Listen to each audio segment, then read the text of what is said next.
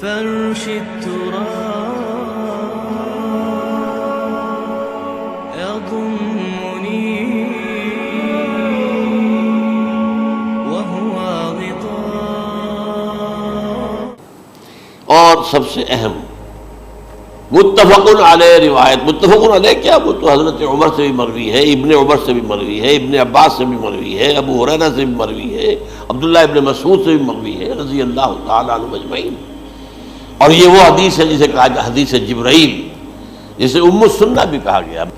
اس میں جو آخری سوال کیا حضرت جبرائیل نے حضور سے، چوتھا، پہلا یہ تھا کہ اسلام کیا ہے مجھے بتائیے، ایمان کیا ہے، اس کی حقیقت کیا ہے یہ مجھے بتائیے، تیسرا احسان کیا ہے یہ بتائیے، چوتھا یہ کہ قیامت کے بارے میں بتائیے کب ہوگی. حضور نے فرمایا کہ اس کے بارے میں جس سے سوال کیا جا رہا ہے وہ اس سے زیادہ نہیں جانتا جو کہ سوال کر رہا ہے. اب اس کے کئی مفہوم ہو سکتے ہیں کہ بہرحال یا تو حضرت، چونکہ بعد میں معلوم ہوا کہ حضور نے پہچانا نہیں کہ یہ جبرائیل ہے، بلکہ جب سوال جواب ہو کر وہ چلا گیا شخص تو اچانک حضور کے ساتھ ذرا ردو ہوئی لیا، ذرا بلانا اس کو دوبارہ لانا. اب جو دیکھا کہ وجود ہی نہیں اس کا، آسمان نے اس کو اچک لیا، زمین نے نگل لیا، کیا ہوا ہے؟ پھر آپ نے یہ جبرائیل تھے جو تمہیں تمہارا دین سکھانے آئے تھے جبکہ تم سوال نہیں کر رہے ہو. یہ بڑے بیسک کوسچنز ہیں، اس لیے کہ دنیا کے ہمارا نظام اسلام پر ہے، ایمان پر نہیں ہے. اچھا، یہ جو متفق علیہ حدیث ہے جو حضرت جبرائیل کی ہے، اس میں پھر انہوں نے کہا کہ اچھا اگر آپ مجھے یہ کب ہوگی قیامت نہیں بتا سکتے تو اس کی کچھ علامتیں بتائیے. یہ بڑی عظیم تھا، کیونکہ یہ تو تمام احادیث کے اندر میں نے عرض کیا نا کہ سب سے زیادہ صحابہ سے منقول ہے. اور آپ نے فرمایا کہ جب لونڈی اپنی مالکہ کو جنے گی اور تم دیکھو گے کہ ننگے بدن، ننگے پیر، بھوکے ننگے بھیڑوں اور بکریوں کو چرانے والے اونچی سے اونچی عمارتیں بنانے میں ایک دوسرے کا مقابلہ کریں. اذا تلد الامۃ ربتہا، کیا بانی ہے؟ یہ خاص الفاظ کیوں کہے گئے؟ اولاد والدین کے سامنے دب کر رہتی تھی، کبھی سینہ تان کر بات نہیں کرتے تھے. ٹھیک ہے، کوئی بات آپ مان نہیں سکتے، ابا جان یہ بات تو میں نہیں کر سکتا. یا فرض کیجئے کہ وہ آپ کو کسی نیکی سے روک رہے ہیں، کہ دینی کام سے روک رہے ہیں، ابا جان یہ تو میں نہیں کروں گا، یہ تو دین کا فرض ہے.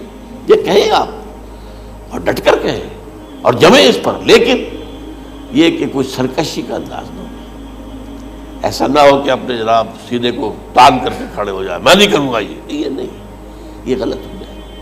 اچھا، اولاد میں بیٹی جو ہوتی تھی وہ زیادہ سبارڈینیٹ، سبمسیو، بات ماننے والی، کہیں بھی سر اونچا نہ کرنے والی. اور آخری دور میں کیا ہوگا؟ بیٹیوں سے مائیں ڈریں گی، انہیں ٹوک نہیں سکتی کسی بات پر، پتہ نہیں کیا بک دے گی، کیا بکواس کر دے. یہ تو ہمارے یہاں ہو گیا ہے. باہر کیا ہے وہ تو آپ یہ بھی نہیں پوچھ سکتے. آپ کی 13 برس کی لڑکی آئی ہے رات کو 1 بجے، نہیں پوچھ سکتے کہاں رہی ہو، یہ رات کہاں گزاری، پوچھ ہی نہیں سکتے. یہ پوچھنا بھی جرم ہے. اپنے چھوٹے بچے کو آپ نے تھپڑ مار دیا، تہذیب ہے، سکھانا ہے، غلط کام کیا ہے، اس کی سرزنش ہو رہی ہے، فوراً وہ اگر ایک فون کر دے گا پولیس آئے گی، بچے کو لے جائے گی، اسے لا کر کہیں اور جو ہے ڈپازٹ کرے گی اور آپ پر مقدمہ چلے گا، آپ کو اس کی سزا بھگتنی ہے. ظاہر بات ہے کہ پھر وہاں سرکشی کا کیا عالم ہوگا. پھر اولاد کہاں سر جھکائے گی، کس درجے میں جھکائے گی؟ اس کی تربیت عثمانی میں ہوئی نہیں. تو ان تلد الامۃ ربتہا، گویا کہ بیٹی کے نزدیک ماں جو ہے وہ ایسی ہو جائے گی جیسے لونڈی. گویا کہ لونڈی نے ایک اپنی مالکہ کو جنم دیا ہے، بیٹی مالکہ بن جائے گی اور ماں جو ہے لونڈی بن جائے گی. اور دولت کی ریل پیل کا ابھرتا دکان، یہ جو بھوکے ننگے اور مفلس، کیا حال تھا 100 برس پہلے، انہیں کھانے کو کچھ نہیں ملتا تھا.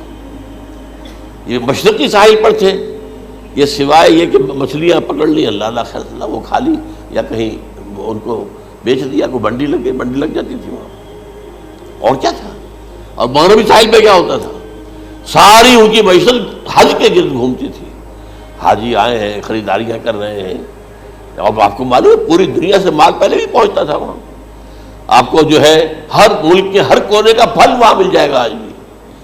اور وہاں پر یہ ہے کہ سب سے بڑی بدوؤں کے لیے سب سے بڑی بات کیا تھی؟ قربانی کا گوشت. اسے وہ سکھاتے تھے، سخت چمڑے کر کے کھاتے تھے. یہ ان کا حل تھا. آج جا کر دیکھیے نئے شہر بن رہے ہیں، امریکنز کو کانٹریکٹ دیے جا رہے ہیں، بالکل ماڈرن شہر بنا دو. ایک ایبسلیوٹلی ماڈرن شہر جو ہے وہ جو مشرقی ساحل کے اوپر جو پہلے سے آرام کو سٹی ہے، امریکن سٹی ہو، اس کے اندر کوئی سعودی بھی داخل نہیں ہو سکتا سوائے جس کے پاس اس سٹی کی طرف سے لائسنس نہ ہو.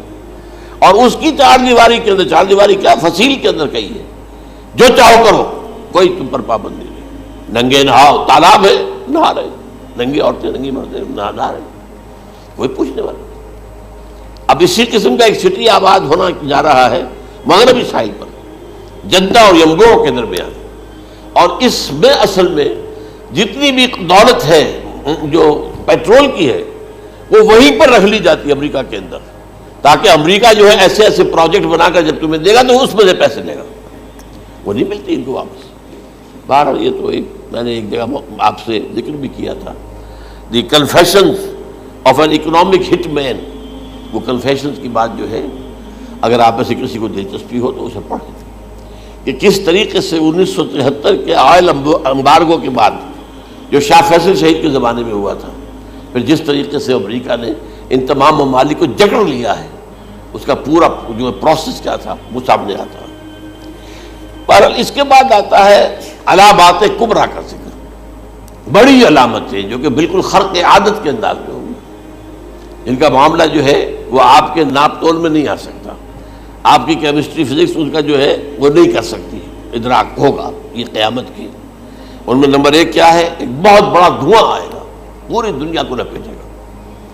نمبر دو، دجال کا ظہور ہوگا جو اپنی خدائی کا دعویٰ لے کر آئے گا اور بنوائے گا. اس کے ہاتھ میں ہو جائیں گے، قبضے میں ہو جائیں گے سارے ذرائع پیداوار کے. اس کی طرف بھی پہلا قدم اٹھ چکا ہو، ٹرپس کے نام سے معاہدہ ہو چکا ہے. کوئی ملک اپنا بیج پیدا نہیں کر سکتا. یہ بیج ہم نے ڈیولپ کیے ہیں. ان کے ڈیولپمنٹ سے پہلے تم ایک ایکڑ سے کتنی گندم لیتے تھے، آج کتنی لے رہے ہو؟ کس بنا پر؟ جینیٹکس کا جو کام ہم نے کیا ہے اس کی بنا پر ہو رہا. ہاں تو ہمارا حق ہے، اس کی رائلٹی ہمارے پاس آنی چاہیے. لہذا صرف ان اداروں سے، ملٹی نیشنل سے خریدا جائے گا بیج، اور بیج بھی وہ دیں گے وہ کہ جس سے جو فصل اگے گی وہ بیج نہیں لا سکتے، وہ بیج کا کام نہیں کر سکتے. جیسے آپ کو معلوم ہے کہ آپ کے ہاں جو گوشت کھایا جاتا ہے مرغے کا، تو مرغا وہ جو ہے اس میں مرغا ہو یا مرغی ہو، اس کے اندر کوئی وہ کیفیت ہی نہیں ہے. ان کے انڈے جو ہے ان سے آپ بچے حاصل نہیں کر سکتے. ہے تو انڈا، دیکھنے کو تو انڈا ہے، لیکن وہ بنڈا جو ہے اس سے بچہ تو نہیں حاصل کر سکتے. ایسے ہی وہ گندم کا بیج دیں گے، نظر آئے گی گندم، لیکن اس کے اندر وہ صلاحیت نہیں ہے کہ اس سے جو فصل اگے گی اس کا نتیجہ جو ہے وہ بھی آپ لے سکتے. یہ ہونا ہے، اللہ جانے گا، قدم اٹھ رہے ہیں ادھر. پھر یہ ہے کہ دابۃ الارض، زمین سے ایک حیوان نمودار ہوگا، زمین شق ہوگی. ابھی میں کہہ رہا ہوں خرق عادت ہے، یہ چیزیں وہ نہیں ہیں جو ہماری کسی حساب کتاب میں جو باتیں پہلے آئی ہیں وہ تو حساب کتاب میں آ رہی ہیں، ساری سمجھ میں آ رہی ہیں، ساری چیزیں مشاہدہ ان کا ہو رہا ہے.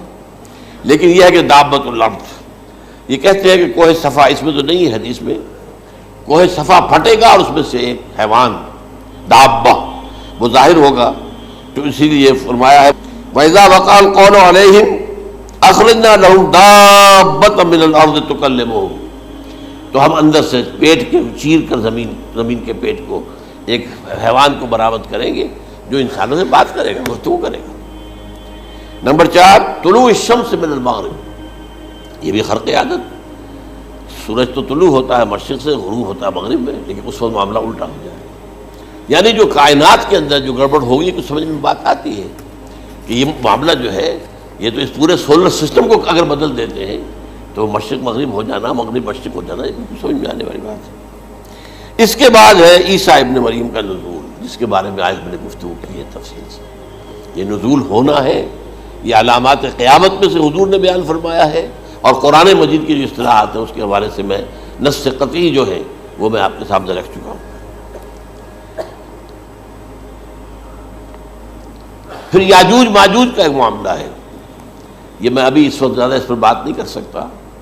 حضرت عیسیٰ علیہ السلام کے نزول کے بعد دو کام ہوں گے، یہودیوں کا قلع قمع ختم، تمام یہود، ایک کام تو یہ ہونا ہے، اور نمبر دو عیسائیت کا ختم ہو جانا۔ عیسائیت کی نفی کر دیں گے، بھائی تم مجھے خدا کا بیٹا بنائے بیٹھے ہو، میں تم خدا کا بیٹا نہیں ہوں، میں تو اس کا بندہ ہوں، رسول ہوں، میں نے تم سے کب کہا تھا کہ مجھے خدا کا بیٹا بناؤ۔ نمبر دو یہ کہ وہ خنزیر کو قتل کر دیں گے، یعنی یہ تم نے خنزیر کب سے کھانا شروع کر دیا؟ میں تو تم کو نکاح اجازت دے کر گیا تھا، یہ تو شریعت موسوی میں حرام تھا، اور میں کہہ کر گیا تھا کہ یہی شریعت تم پر لاگو رہے گی، ہاؤ کم؟